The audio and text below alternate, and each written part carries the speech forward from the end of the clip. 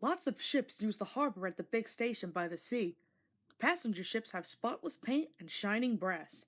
Other ships, though smaller and dirtier, are important too.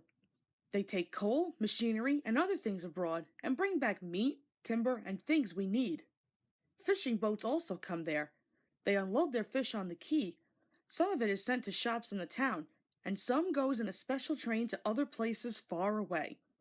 The railwaymen call this train the Flying Kipper. One winter evening, Henry's driver said, "We'll be out early tomorrow. We've got to take the Flying Kipper."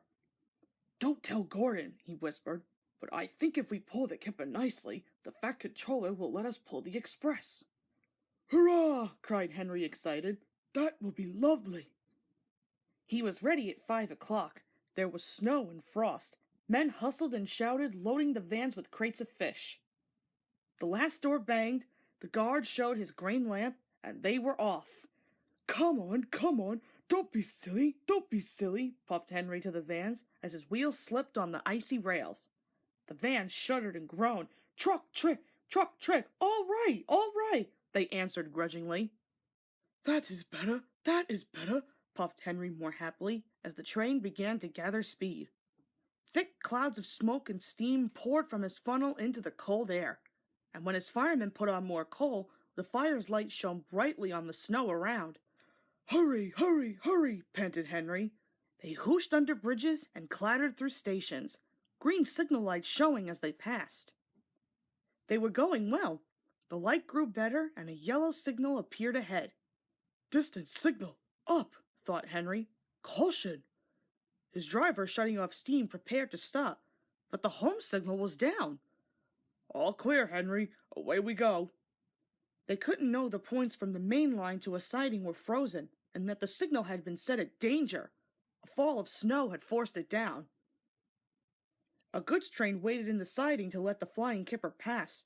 The driver and fireman were drinking cocoa in the brake van. The guard pulled out his watch. The Kipper is due, he said. Who cares, said the fireman. This is good cocoa. The driver got up. Come on, fireman, back to our engine. Hey, the fireman grumbled. I haven't finished my cocoa yet. A sudden crash. The brake van broke. The three men shot in the air like jacks in the box and landed in the snow outside. Henry's driver and the fireman jumped clear before the crash. The fireman fell headfirst into a heap of snow. He kicked so hard that the driver couldn't pull him out. Henry sprawled on his side. He looked surprised. The goods train fireman waved his empty mug. You clumsy great engine! The best cup of cocoa I've ever had, and you bump into me and spill it all! Never mind your cocoa, fireman, laughed his driver. Run and telephone the breakdown gang. The gang soon cleared the line, but they had hard work lifting Henry to the rails. The Fat Controller came to see him. The signal was down, sir, said Henry nervously. Cheer up, Henry. It wasn't your fault. Ice and snow caused the accident. I'm sending you to Crew, a fine place for sick engines. They'll give you a new shape and a larger firebox. Then you'll feel a different engine and won't need special coal anymore. Won't that be nice? Yes, sir, said Henry doubtfully. Henry liked being at Crew, but was glad to come home. A crowd of people waited to see him arrive in his new shape. He looked so splendid and strong that they gave him 3 cheers. Thank you very much, he whistled happily.